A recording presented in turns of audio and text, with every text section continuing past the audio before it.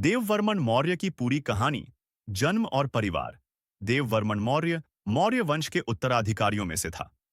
यह बृहद्रथ मौर्य मौर्य वंश का अंतिम बड़ा शासक का पुत्र बताया जाता है।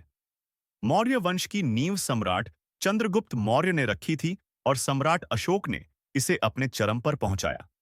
लेकिन अशोक के बाद धीरे धीरे साम्राज्य कमजोर होने लगा। शासनकाल देववर्मन का शासन लगभग 200 ईसा पूर्व के आसपास माना जाता है। उस समय मौर्य साम्राज्य उत्तर भारत तक ही सीमित रह गया था। प्रदेशों पर स्वतंत्र राजा शक और यवन यूनानी आक्रमण करने लगे थे। साम्राज्य की स्थिति देववर्मन के शासनकाल तक साम्राज्य पूरी तरह टूट चुका था। विद्रोह बढ़ गए थे। स्थानीय शासक स्वतंत्र होने लगे। यूनानी इंडो ग्रीक शासक पश्चिमोत्तर भारत में अपनी पकड़ बना चुके थे।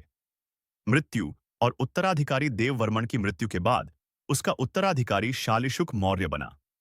धीरे धीरे मौर्य वंश के शासक और भी कमजोर होते गए। अंततः 185 ईसा पूर्व में पुष्यमित्र शुंग ने अंतिम मौर्य सम्राट बृहद्रथ मौर्य की हत्या कर दी और शुंग वंश की स्थापना की। निष्कर्ष देववर्मन मौर्य कोई महान योद्धा या विजेता नहीं था, बल्कि यह उस समय का शासक था जब मौर्य साम्राज्य तेजी से पतन की ओर बढ़ रहा था। उसका शासनकाल मौर्यों की कमजोरी और विघटन का प्रतीक माना जाता है।